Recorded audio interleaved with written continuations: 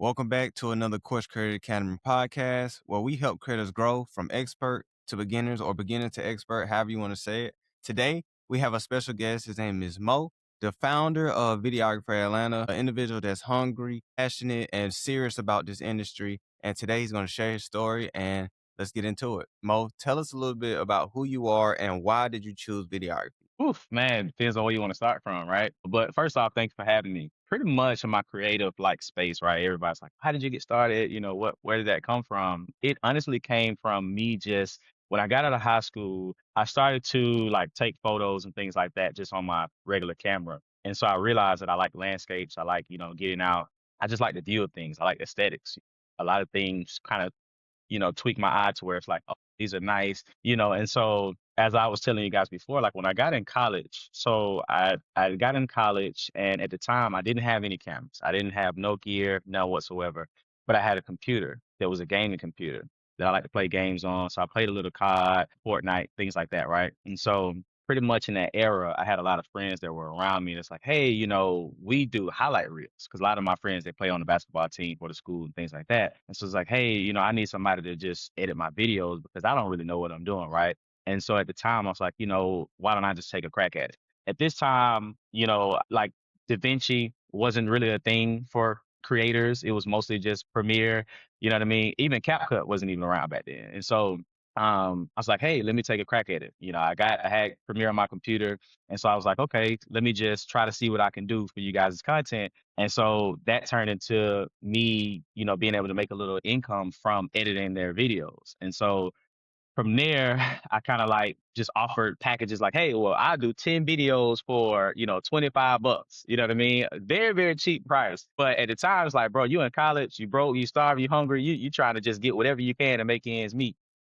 Because, student loans ain't loaning. It's like, hey, look, I got to get it. And so at the time, again, when I pretty much, I thought to myself, I was like, well, why don't I just actually purchase a camera? That way I can even just come and record y'all and that way I can charge you guys essentially more and make it more beneficial for myself. And I also just kind of just wanted to just get a camera just off GP of, me being in that creative element. And so I bought my first camera, it was an A7 III. I bought that camera and pretty much I just started taking photos, did a little video on it. And then pretty much from there, I would start to offer photos, offer a little video content, and then it just kind of grew. And so there became Mo Visuals. And so Mo Visuals was a product of me just saying, hey, I'm a creator, right? Or a friend with a camera. And so it really wasn't on a professional side, but it was more so just like, hey, I just love to create a space to where it's like, hey, if my friends want content or just people that I know, I'll pull up, get some content for them, shoot it out to them, very, very low pricing, really, really not even much to where it's like, hey, I'm putting a dent in my pocket to where it's like, Exactly. yeah, this is holding some weight. So after that, pretty much, I then was like, hey, well, how do I get more so on the professional side? And where does that lead me to? And how do I take those steps to get there? And so the thoughts that I had was like, well, why don't you just rebrand and be more visible to people? Because I would take a lot of classes online, like courses on YouTube that I would find, I would look at, entrepreneurs, business owners, and people who have these, production agencies that are just making tons of money. Like this is one guy who's make like 18,000 a day, right? So like, well, how do I even touch, $1,000 a month, Yeah. Yeah. low pricing? And so then I rebranded. It's like, okay, well, boom, do my LLC, Videographer Atlanta. People will, be able to see me more, get more reach. And then from there, I've been in business. And there's a lot Yeah. of trials and tribulations that's came from then, since then. So definitely got a lot of little, side quests and stories to tell in reference to that. But that's just a little bit a part of it, right? It's how we got started. Yeah. Okay. Yeah. So let's go a little bit deeper. Tell us the hardest part of this journey so far. The hardest part of the journey, I would say that nobody tells you how lonely the beginning can be. And what I mean by that is you shoot a lot of things before you really ever feel established. So Yeah. what I mean by that is I started off just shooting again friends, families, and just anything I could just get my camera lens on, right? And from there, I wasn't making anything. I was just stagnant of hey, these pictures are nice, but it's like, oh, I appreciate it. Nobody really seen the value because they was in close proximity to me and they knew me personally. Yeah, So they're exactly. like, he just cares about me. So he just gonna come take my photos. He's gonna give me videos and it just kind of go from there. And when I realized, I was like, well, I need to get around people that I don't know that may value the type of work that I'm putting out and see what results I get. And then from there, I first started to go to restaurants, out to Vegan Wings in Atlanta as well, ATL. They were like one of my first clients that actually um, paid me to shoot their content. However, when I first came in, it wasn't on the strength of like, hey, I want to get paid from this. It was just like, hey, look, man, I see you got a nice restaurant because I'm also a vegan too. A lot of people don't know. But so me and my girlfriend, we eat a lot of vegan stuff, vegan foods and things like that. And Mhm. so when I went to this establishment, they actually had a ghost kitchen that was located near the west end of Atlanta.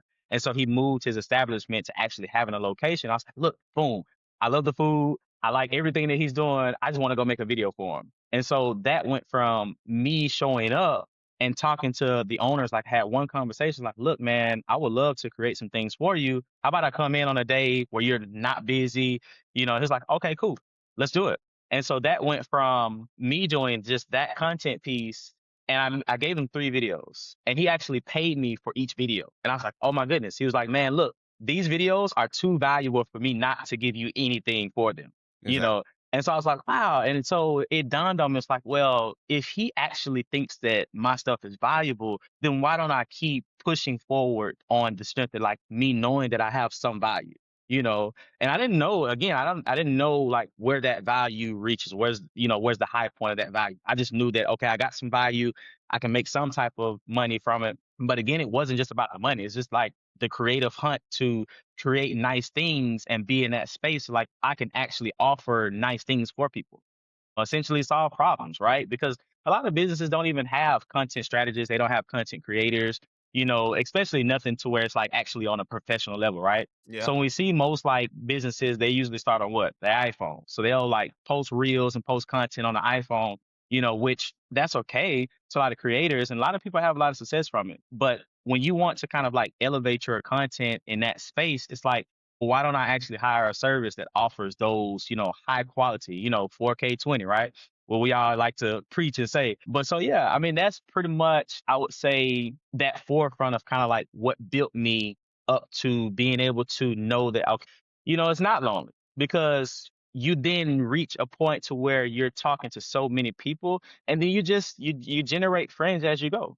And if I don't really like I like to use friends as a little bit loose because again, I don't like to think of it as friends, but you build fundamental business relationships that insinuate a friendship. Because it's like I have something to offer, obviously you have the means to give me what I'm giving you, and it just trickles back down to you being able to say, hey, well, you're a good person, I'm a good person, I can provide value to what you're doing, and you essentially like what I'm doing and that helps. But yeah, and so that's kind of like that in a nutshell, right? Yeah. Yeah, Okay. Okay. So yeah. what I heard from that is that you had to essentially the one way that you solved the problem was you got out there and you put yourself out there, but it wasn't just about putting yourself out there at random. I mean, you strategically chose a vegan restaurant because you're vegan. So you decided that you would problem solve by putting the two together and put your passions together and make it work. And like you said, that was one way you solved it by not charging up front because you didn't necessarily see the value of your worth or know what your value was yet. And then when someone actually told you, hey, no, these are valuable. You don't need to, just give me these. I'm gonna have to give you something. That's when you decided it's time to actually make profit. So that's definitely one way is putting yourself out there, just the simple networking of showing your face. But is there any other way that you would say that you help solve your problem and actually trying to establish yourself as more of a profitable business rather than a friend with a camera? Mm. Uh, I would say one way that I solved problems was earlier in my career. I would say like saying yes kind of like leads to like saying yes too early can slow you down later on, right? And so what I mean by that is like a lot of times when you are a creator, it's so easy to get on the like hiatus of like, I can just do everything. I want to do it all. And so what I realized within that saying yes and, wanting to do it all, it slowed me down. I wasn't able to really pivot intentionally because I said yes to this, this, this, this, this. And so there was a lot of things to where at a starting point, it's like, man, I was getting pulled in so many directions that I didn't really have a good footing to where the direction that I actually want to go. So I would say that's kind of one of the things to where I just a personal lesson that I had. was just to kind of like not really say yes as much. Because again, although I would like to, I'm only one person. And so that's what kind of matters the most, you know? Okay. So Yeah. let's go a little deeper. Let's talk to our creators or our other people that need to learn. So Hmm. what are some key lessons that you've learned that people can learn from or benefit from specifically? Ooh, man. I would say, and this is one just off the top. Clear expectations up front can save friendships, money, and stress. And this is like speaking strictly to the creators. And I say this because if someone has unspoken expectations for just anything, right? Then you don't know, you're unable to really understand that. We're not mind readers. So a lot of times you want to always make sure that you set the expectations up front first before you even get into any creatives, any, contracts or anything before you even close on a client. The main thing that I like to do is, again, like everybody I feel like has a different way of how they operate their business. For me, I find it more easier to do discovery calls, right? So essentially I'll talk to the client. They'll give me kind of like maybe a reference video that I can maybe base their project off of. If they don't, then I ask key questions that leads up to me in that creative space so I can really fully understand the project at hand. And so from there, I think that again, just setting those expectations like, hey, I'll provide you within this package, let's say about, Instagram reels, right? And so just being able to say that will kind of like save things on the back end because again, a lot of clients, I wouldn't even say that they intentionally do it intentionally, but a lot of times they do it unintentionally. They might scope creep. So what I mean by that is like a lot of times I've been on sets to where, we're shooting about maybe 8 content pieces in one day. But then on the aftermath, it's like, hey, would you be able to shoot this as well or do this? And so then you're like, okay, well, oh, you're thinking in your head, like, oh my goodness, later on, this is gonna be a headache because I have to then, put this in mind. I have to edit this extra piece of content where that's not really within the contract. So again, like to be firm on just setting those expectations, they'll save you on the back end. Like, hey, this is what the package hold. If you want to maybe have a side conversation with whatever client you're doing, or even a friend, hey, you only, maybe have those 8 content pieces. So let's kind of talk about how we kind of want to rework this additional content piece in there to where it's like not in the back of their head and it's kind of like forward thinking, like, hey, I'm gonna put an extra hour just into the editing process and post production. So we need to kind of talk about this right now. We completely understand as far as what you're talking about getting the contracts because it's very important. Clients will definitely go beyond the scope of work. They'll go beyond the hours talked about, like that. That happens on a daily basis every day. Knowing that and having experienced that over the years or however long you've been doing this journey, how would you say that you've changed your approach when it comes to now that you know that moving differently? So right now, right, what I do with my approach is when I'm approaching kind of like that finalization of the actual package or, service that I'm giving someone, I always like to add in, hey, you have the ability or the availability to add in on certain things. Yeah. Like say, for instance, if we want to add in another reel on top of the 4 videos that you already have, it'll just be at this set price. And I do that by a, the conversation, and then B, when I send that initial invoice, it'll pretty much have those pricings available. That way, just off the top, up front, they know that, hey, if I do want to add an extra video, it'll be at this price. And it'll also be discounted because obviously we'll be at the location. So it's not like we're trying to put together a whole new shoot. It's just again, it's an addition. So everything really is adding and subtracting, right? So we're just gonna add this at this rate, and then boom. Now, you have the expectation where if I do ask for something, it'll come at this price. And that kind of just saves things again on the back end, is what I was talking about too earlier, just about that unspoken expectation.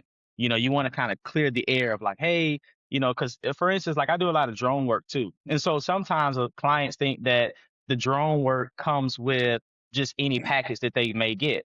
And so I realized I had to reframe my website to where, hey, drone work is its own individual thing. So if you like to add it as an addition to the content that you're shooting, then here's that rate for additional drone footage, to be cohesive to, let's say, the main story that we're trying to tell. So if you're doing a recap, we could do some drone work to help, the finalized recap video, but Exactly. it'll definitely come at a certain rate that you'll have to pay. It's just not free. I can't just like, put the drone work in the logistics and say, yeah, all right, so now I have to prep extra. I got to go get approved for the airspace and things like that. You know what I mean? It's a lot that comes with it. You're Yeah, right, client. Yeah. They'll add and add and add all day long, man, if you let them. Like, Hmm. they'll never stop. They'll have you sometimes on set doing things that ain't got nothing to do with the media realm just 'cause you there. "Hey, you mind taking out the trash real quick? It's really overflowing." Like, nah, I'm good." Yeah, yeah. But what's something that doesn't add is like the invoice. You Yeah, add something to the invoice. Whoa, wait a minute. they yeah, they got every question in the board. yep, yeah. yep. So to summarize all of this up, Yeah. if you was to make it an advice to yourself or to someone at your stage right now, what would you say? To sum everything up. Yeah, well, what is that? What is 3 points out of that that you would turn into advice to someone that's at your level right now, or to yourself, even to yourself? I would say creativity becomes harder when when it's your main income.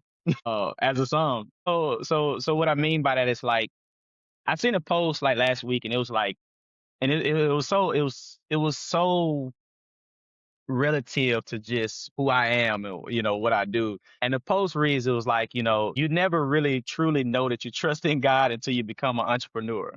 And so that post sat with me for like even last week and right now, right? And so what I mean by that is like there are things that you just may never know that may happen. What are the what ifs? What are the good side of, being a creator? Or what are the just being an entrepreneur, period? You may have some ups, you have some downs, and you even have some in the middle. There's one time, one month, so I was like, man, we might have to go sign up for Uber, or we might have to go get something. Something got to shake. And within that same week, I had a client that closed out on a $5,000 contract. You know what I mean? And so these are things to where it's like you have sometimes situations to where you might even lose, let's say gear. I've been on shoots to where, I broke lights, not on my behalf. You know what I mean? So, and a lot of us, different brands, you might use Newer, you might use Godox, but the light that I had, it was a $300 light.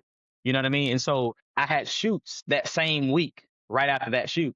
And so just knowing that there's ups and downs, things can happen. There's so many different variables that you just can't control. You think you can, but you have to just have faith to a lot of things that we do in the creative space because things can change. I mean, without a drop of a dime. You may think that you planned it out so correct, it might just rain, and your shoot is outside and you got to do some drone work, So I feel like having that faith and just understanding that there are a lot of different variables will kind of like maybe take the edge off to a lot of creators because a lot of people think, well, what am I doing wrong? Why is things not working for me? You just have to be able to be flexible, be able to move around, be able to have that space in your mind to like, hey, this could go a completely different direction.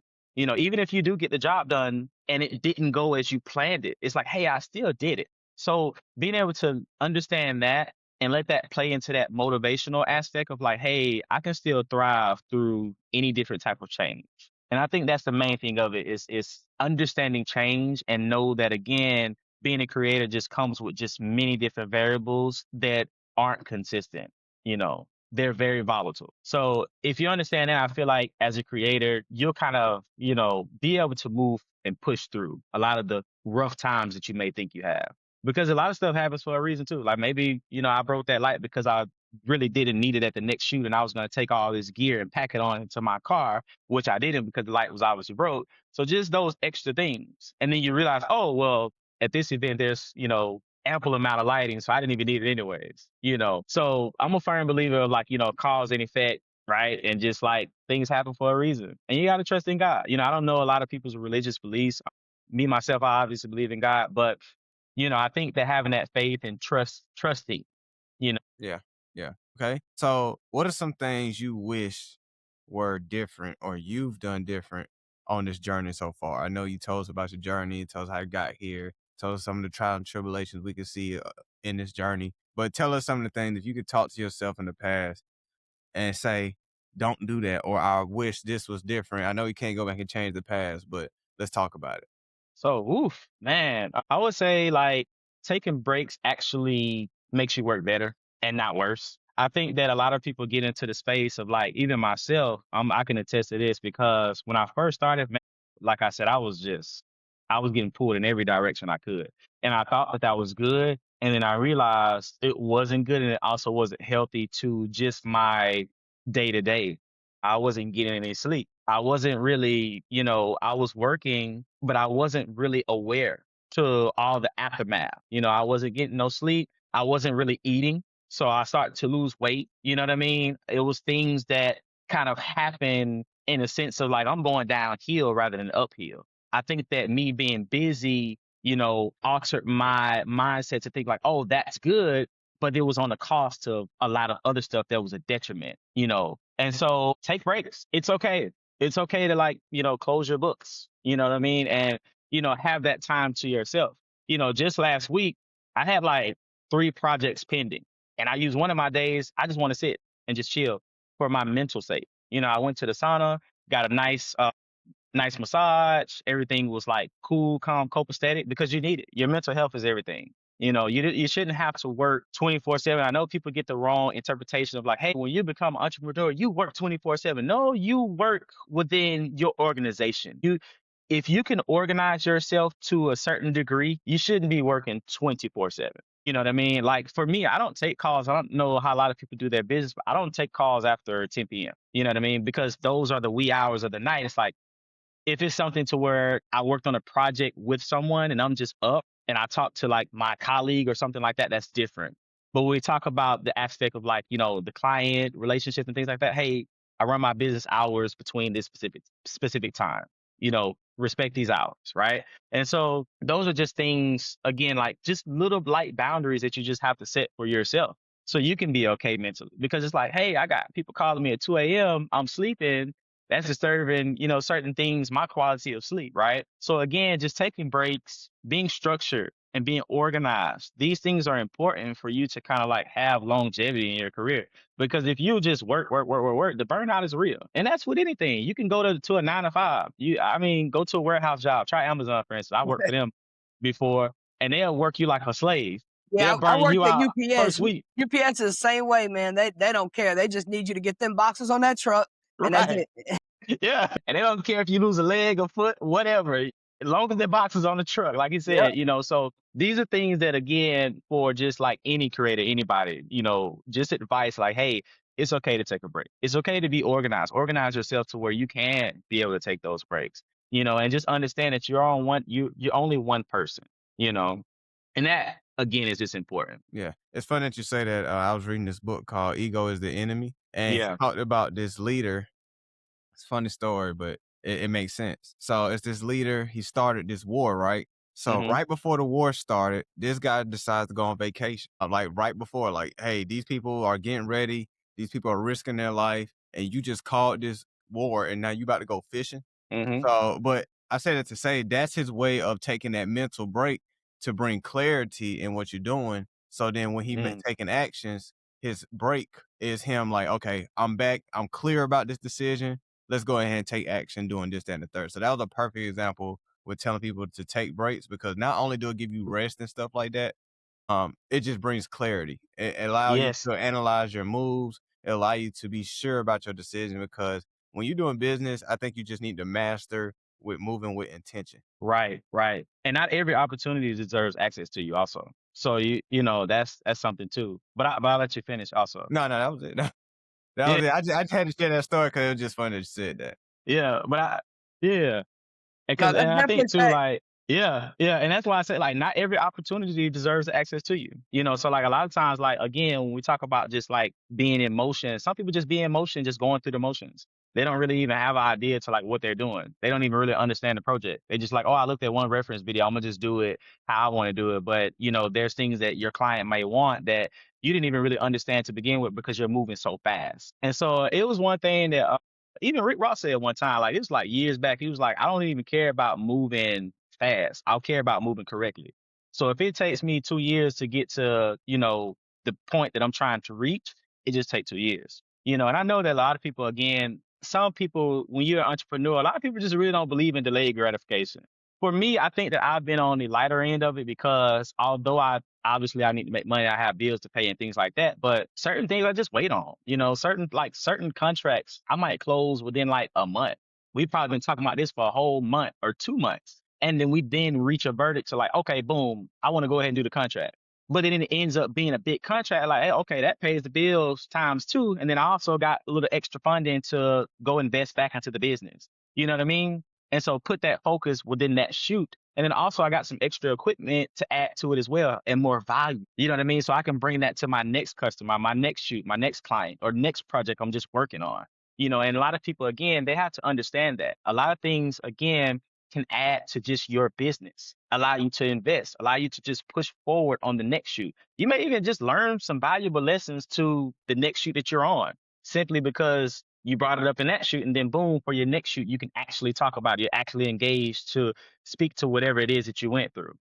So Yeah, I it's heard I important. heard that you said that you're moved or you have moved this more into a business realm rather than just say a freelancer. So I just curious, how do you feel or does it benefit you to have outsourced? Do you outsource or what do you know about outsourcing? Yeah. So I know about outsourcing. Obviously, you know, I was kind of a outsourced person myself. Like I would do edits for people. So I think just even my start, you know, I learned about it just within my own practice. Me personally, I don't really outsource like that because I have a certain aesthetic that I like to color grade for like a lot of my videos. And a lot of I feel like editors don't really put attention to detail when we talk about the post production side. So, like for me, for instance, I like to color grade individual clips individually. A lot of people think like, oh, that's such a lot of work. But for me, for certain projects, it just works. There's a lot of things that aren't consistent. So, like your lighting for this angle might be, you know, different from when you shot from another angle. And so just certain things like that. And it really just depends. If I were to say like the perfect idea of like just outsourcing, utilize systems. You know what I mean? Like systems scale you. Talent alone really doesn't scale you.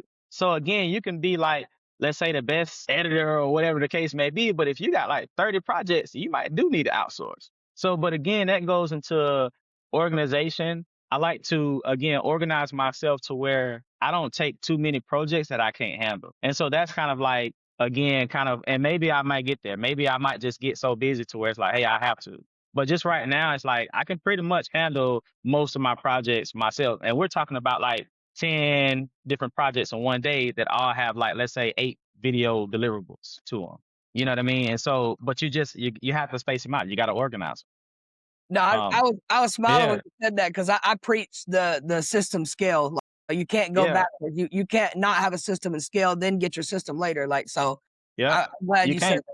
Nah, 'Cause you'll fall hard too. You'll fall hard. And that's why, like, even for me, like, I do use a lot of AI for like lead generation. What's some things like mini chat for Instagram, for instance? Like when somebody sends you a DM or, you know, you get a follow, you have like AIs that can actually go and reach out to a lot of your followers. They can respond to certain DMs, send them your calendar link, you know, to go ahead and get on like even you guys send me a link. I can go ahead and schedule, you know, for to be on the podcast. And then boom, it puts it on your schedule, puts it on my schedule, sends me a notification, you know, right when the interview is about to happen. So I don't really miss that communicative aspect of like things.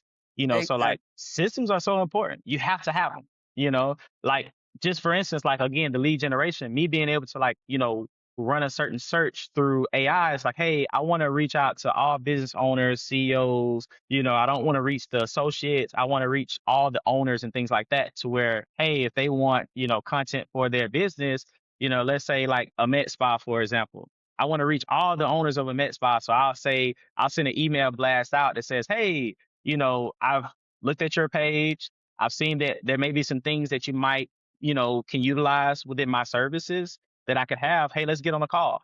And then boom, I get 10 calls a week simply because I've effectively been able to utilize those systems that are in place for us. Yep. Yeah. No, don't mean to backtrack here, but Yeah. I heard you say one thing about the creative piece about delivering to your clients, right? Okay. Let's talk about that. So when should a creator care and when should a creator not care about the end result to run a business? Now, not saying that we should be giving trash stuff, of course, You shouldn't be hiring no beginner to do high level stuff. You, of course, hire accordingly, but let's talk about taking the emotional attachment out of the project and focusing on growing the business. Mm. I feel like this question could be answered in so many ways. But give it to me how you, whatever comes to mind. Yeah, so the end result, right? And speaking to one of the systems that I have, I use Frame.io for my deliverables. Yeah, Why so do I then do that? they can view their project and The give clients feedback. can view the project, give real time feedback. They can actually, it's so intuitive that they can go to the exact point and even draw and circle, like, hey, I didn't really like my hair for this clip.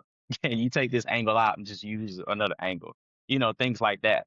It does have its advantages and disadvantages. I feel like a lot of people kind of like take it a little too far. Like they'll ask for like 1,000 different changes. And at that point, you're just making another edit. So to answer your question, when does that when do you take that serious, right? I feel like versus growing the business, I think that a good example of what Cody mentioned earlier was, like he said, that outsourcing piece. So I feel like if you want to scale, if you want to grow at maybe a more exponential rate, so you want the timeline to be faster, I would say even outsourcing might be a corrective move to just make, just to, if you want to work more and I guess smarter, not harder, and still have a level of professionalism within your content, then I would say outsource. And then that would help you kind of scale on the back end to where you can maybe take more projects, more leads, and work kind of like the administrative aspect of things as well.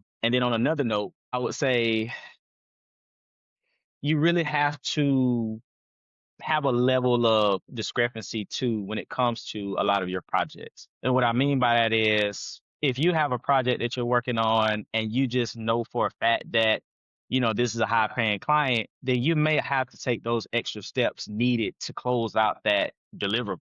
So if it's something that you know that, hey, this is a person's wedding, they really care about this deeply, and I know you said again you spoke a little bit about the emotional aspect, but sometimes it is a little bit emotional because it's like I know that I care about this as much as they care about it. This is their wedding. You only get one shot to do this. They're gonna look at these pictures for the rest of their life. So, or this video. So it needs to be created in reference to exactly how they feel. It needs to be emotional. It needs to be emotional for them. It needs to gravitate to their scope of how they feel in that moment. So if they say, "Oh, well, this moment gives me butterflies," the video need to do the same thing. You need to get them butterflies when they watch. Oh my God, that was so good. I was on the edge of my seat, throughout the whole entire 1 minute of the video.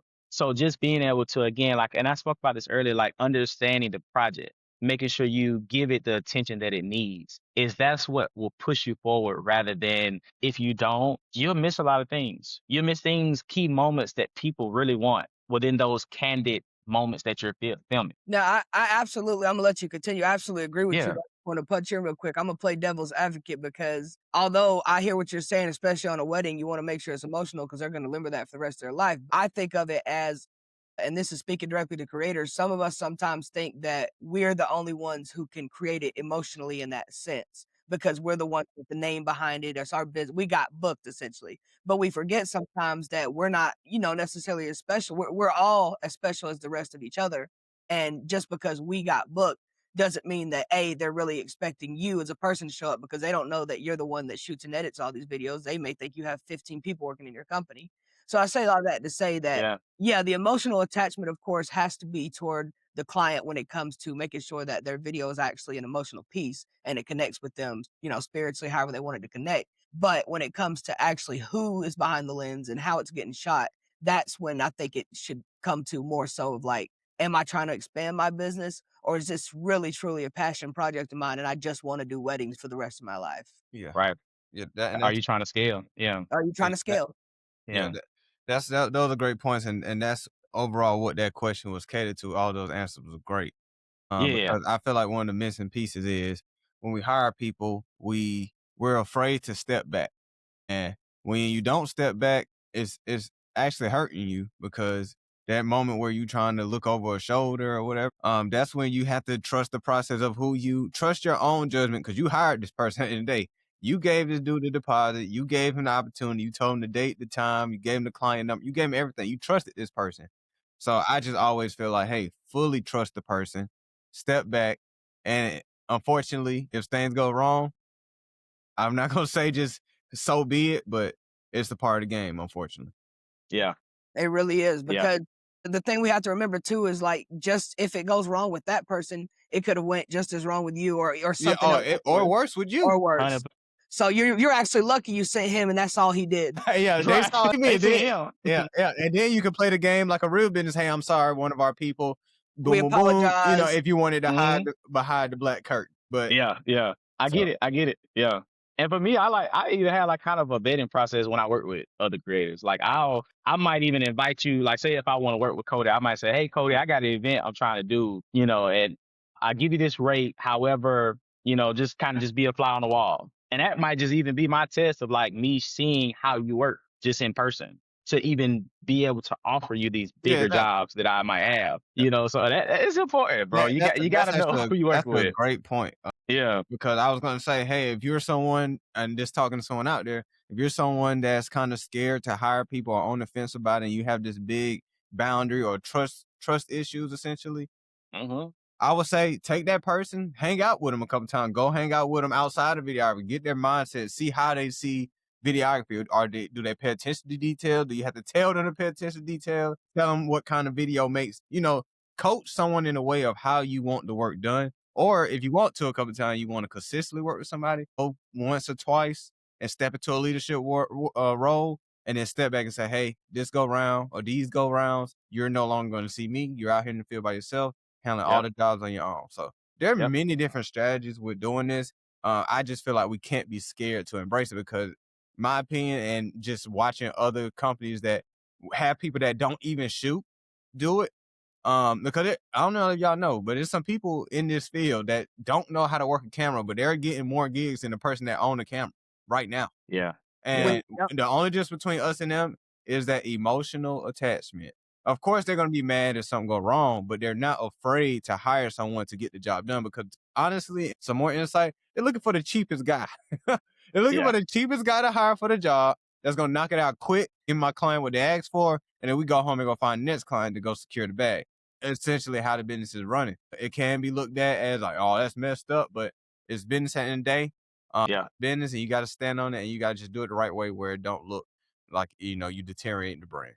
Yeah. And So like you said, basically, the people that's running that team. walking that fine line, basically, essentially between what you said and making sure that you color grade every project. Which I'm glad that you're passionate about that. I don't ever want you to stop. If that's what you love, bro. Color grade, but Yeah. just advise shooter to shooter, take it or leave it. If you really truly look at the scale the next level, don't get caught up in Yeah, that. shooting rank pitch profile. I Yeah. don't care. And you Hey, and you I tell somebody, hey, no color, no log, no right, no log. law, no If I nothing. need Yeah, this to no go right, law. no That's log. it. Put an ND filter on outside, no log. But then also too, like I feel like too, it's another side of it because you can like have a person that wants to do all the edits. So and to your point, it's like say if I go hire somebody and I've done it before, like I would just go have them shoot the project, but then I would do all the edits, right? Boom. And Right. Yeah, so then it's like boom, I know even if you shoot it crazy, I still could put a little extra sauce to it to make it look well exactly what I needed to look like in reference to the client.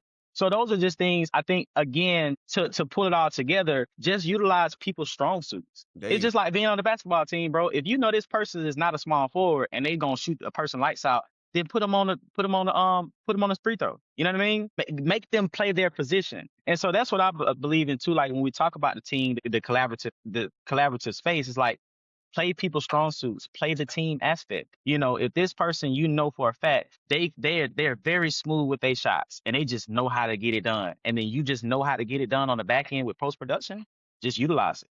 Exactly. And again, like to your points, like I've had creators reach out to me, hey, can you handle this project? Right, I had a project where I did 500 videos in 1 week for a person. I ain't gonna put no names, but again, it's like I ain't gonna try no name. That sounds it like it a be it bad be that project. but it be that serious though. Like it's like, hey, a person went and shot this whole thing, but they wasn't able to deliver on that promise to that client to where it's like, hey, I got a deadline I'm trying to meet. I need you to get this done.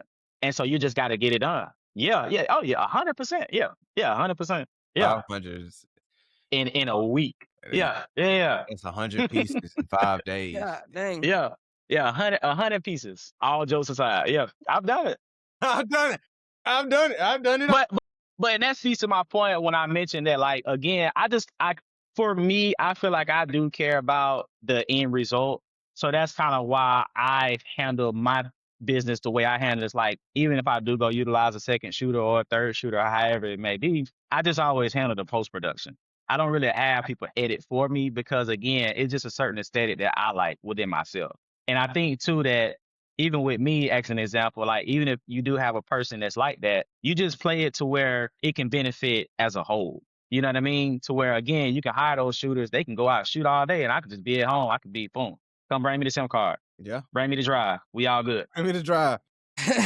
Hey, look, but go here tomorrow. I need you at this. After you get done with that, I need you to go here. So being able to do that and being able to scale. So I appreciate y'all for adding that to it, because a lot of creators probably, like you said, are in that defense mode of like, well, I want to keep this all to myself. I mean, you can still keep certain things to yourself, just be smart about it. For the things that you really know that you can give up, like, hey, go give up the shooting time. Go give it up. Make that person go out and shoot for you. You can pay them, not as much, because obviously they're not gonna do any post production. They're only doing the shooting aspect. For me, I don't know how, like, even maybe y'all do it. Anybody that shoots for me, I give them $250 an hour. Period. That's just how I move. You know. Yeah, but and again, that comes to, like, I work on a lot of big projects that prolong over like a week's time. So we might go shoot for like 3 days or 4 days. So those are those times to where, hey, I'm really, really shooting back to back to back. You know what I mean? So again, like I said, just utilize people's strong suits, and that's the main thing. But I'm gonna still keep that color grade to myself. Yeah, you no, literally, that's okay.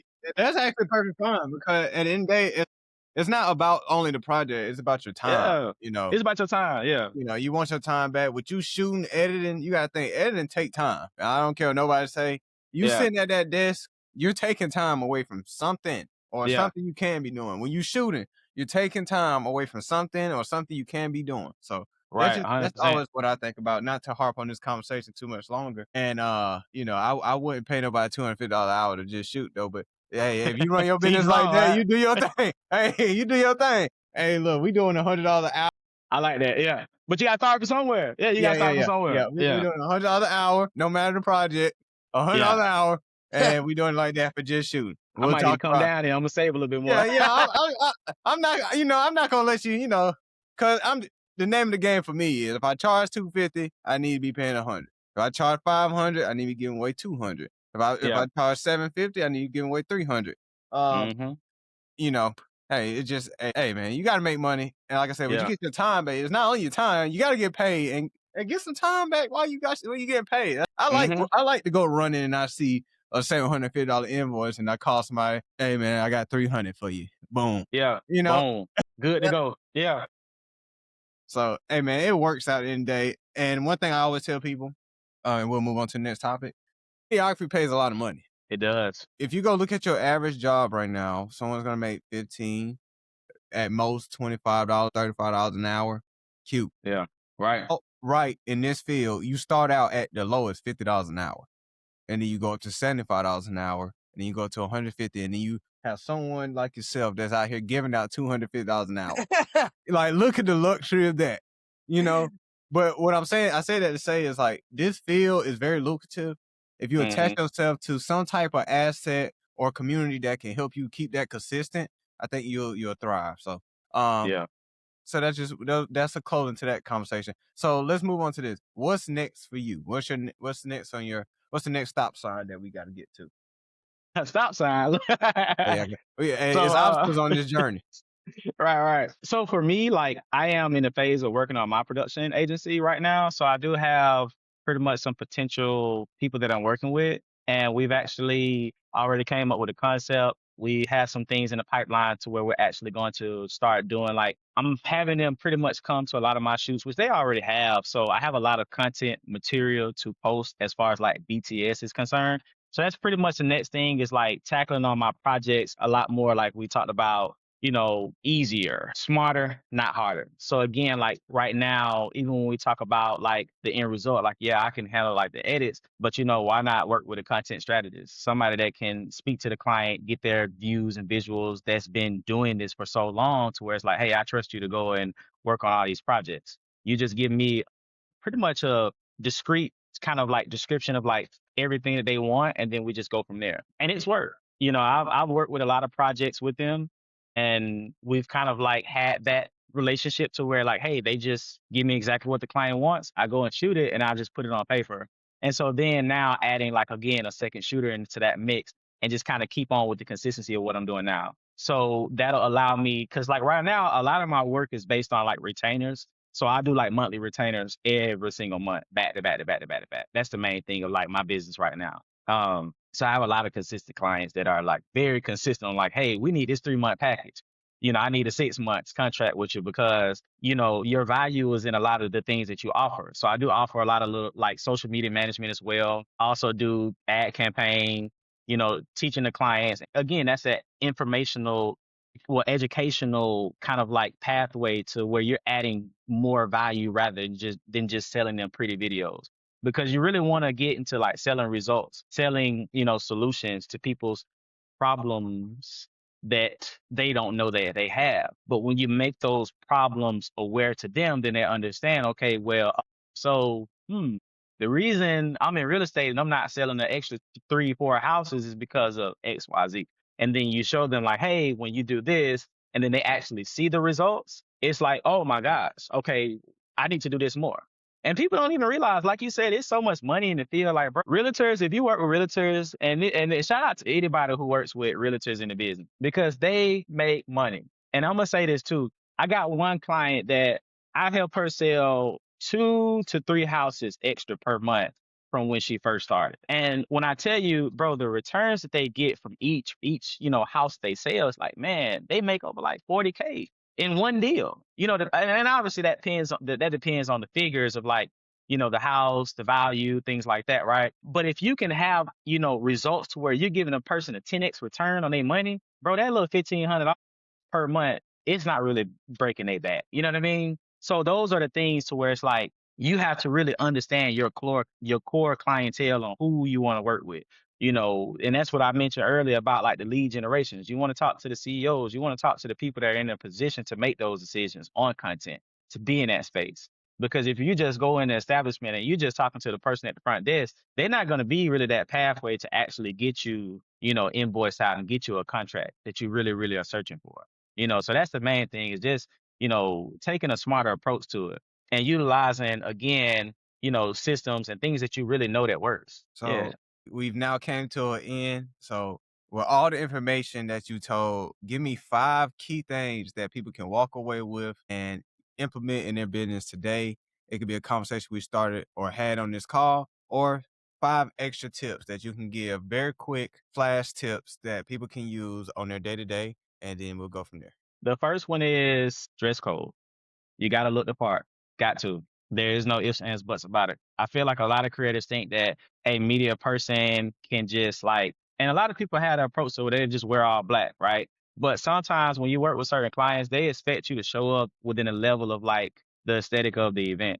So like I shoot a lot of events to where they're very, very opinionated to like how I dress. And so I didn't just like change for the clients. I had already came into the business. Hey, I'm running this like a business. So guess what? I'm gonna show up in business casual fit all day, every day. And that's just how I do it. That's my thing. That's my go-to. A lot of people like, my friends, they like to make jokes like, oh, here you go wearing these suits again. It's 90 degrees outside. But it's like, man, I just want to show up to the aesthetic. But it's real though. Yeah. But Yeah. I might take that a little too far. But your presence speaks volume to who you are. Right. So another thing too, like document your journey. Don't wait until you feel ready. Like just document it. It don't matter if the BTS sucks, so you have like one camera just showing up, in one angle and you recording from one angle the whole time. It doesn't need to look like a movie for your BTS. Document it, Yeah. bro. Put it on film, Yeah. because you got a story to tell later on. Even you, and again, that's material for like just on the back end to where you can post it, and start a series to it. And then boom, that could elevate you, because a lot of people like to see you working with people. A lot of times it's not even about just your shoot or how it looks or the aesthetic of it or how good the video is. They just want to see, oh, that you can work with, this CEO because they seen you in the video working with him. So now they want to work with you. And that talks about alignment. So another point is like build the relationships before you need them. Build them because you never know when it's like, again, you want to make sure that you're talking to people. Everywhere you are, you networking. When I'm at the grocery store, yeah, when I'm at the gym, I go boxing 3 times a week. And a lot of people don't know that. But for the people that know, most of them are my clients because I pick up a lot of clients from the gym just in that aspect. So, those are things that, again, if I had to like tell like the younger self, it's like, hey, build the relationships because a lot of times I just wouldn't even really talk to people. I wouldn't even really say much, but now it's like, hey, how you doing? Nice to meet you. And we might not even start a conversation based on videography, but everybody always has that curiosity in their ears. So they always gonna ask, like, hey, so what do you do for work? And then you get into it.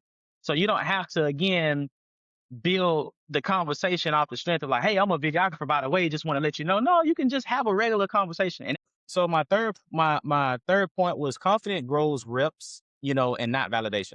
So what I mean by that is like you got to be confident, you have to, but understand that when you are confident, it's not you being again, a lot of people think like you're being too much or you think you know it all because of your confidence. Confident leads people to understand that, hey, you actually take this serious. This is your business. This is your livelihood. These are things that, again, people are paying you these rates for a reason. So you have to be confident. You have to kind of, like you said, take that leadership role to when you're working with clients and kind of give them, because most clients, they're not at a point to where, unless they're like seasoned into the game and they're shooting their content, a lot of people that you might work with may not have that mindset till they actually know where they want to push. So a lot of times you have to be able to give suggestions, be able to understand like, hey, this person wants to make content, but they're not at a level to where it's on autopilot. So you have to take that, authoritative role to let them understand exactly, how they need to handle certain things, so and that just comes with again that confidence. My last point too is treat it like a business early, even if it's small, right? And what I mean by that is like if you're moving in a sense of business, then you understand certain things. You already got your LLC, you already got your invoices on point, you already got your emails on point to where you're actually treating it like a business. Because a lot of creators, I see a lot of creators like still taking like, Zales, Apple Pays. And I'm not saying I don't do that, but it's like, man, have an invoicing service so they can actually pay out those invoices. You know what I mean? I know a lot of creators that use Honeybook, that use certain things, although these platforms comes as a subscription-based cost. But again, presentation is a must. A lot of people like to see that okay, you're able to send me an invoice rather than, hey, yeah, this is my price, $250. You can just Apple Pay it to me. It's like, okay, well, what if I wanted to record keep, or what if I wanted to write this off, as a tax advantage, things like that, So again, being able to offer those things as a professional first, get the business stuff situated first before you just started taking random Zales, random Cash Apps, and Apple Pays. That's just not how you want to do it professionally. Yeah. Yeah. Yeah. Yeah. Okay. So overall, tell us how we can find you. Tell us how other creators can know who you are, look into your work, and etc. Yeah. So I'm on pretty much all platforms, TikTok, YouTube, Instagram as Videographer Atlanta. I do have a alternative page to where I still dedicate it for automotive services. So I shoot rollers. I'm a kind of a car guru. So catch me at Caffeine and Octane as well, right? But that page is Mo Visuals HQ, and that is only on Instagram. And again, the other page is Videographer Atlanta. So Videographer underscore Atlanta. And then on Facebook, it's just Videographer Atlanta. And then obviously my profile picture is cohesive across all the platforms. So you'll kind of like see the same picture.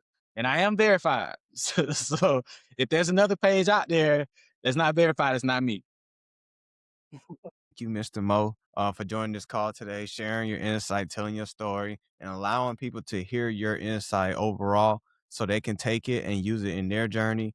And hopefully, we see people have success off this call and your story. Absolutely, absolutely. And I appreciate it too, because I think what you guys are doing is very informative to the community. It helps people reach another level of, hey, I'm actually talking to creators that are doing this stuff in real time. And when you're able to provide value like that within the community, that speaks to the type of people that you are. So I want to just, give you guys your kudos and give you guys just pretty much your flowers. Again, I would love to, we talked about projects and things like that. I would hope to be able to pay out that 250 that we talked about earlier. And so just keep on pushing. I think that what you guys are doing is very, very good, man. It's very educational for a lot of people because again, a lot of people don't see the real deal. And what I mean by the real deal is like people that are actually in the field doing what they're doing and moving in a sense of professionalism, being able to talk to clients, being able to understand the value within the community and know that, hey, I have a lot to talk about and offer. So I want to thank you guys too for just even having me on the podcast. I appreciate it. Perfect, perfect. Yes, And no sir. problem, man. This is the Creative Collective. You guys ever want to get in tune with more podcasts like this, you can check out the platform. Of course, if you're inside the Creative Collective, you see us now. What up, people? What up? But if you're on YouTube, go ahead and press that subscribe button, like, share, and we'll keep it going. Yes, Peace. sir. Appreciate it. Thank you guys.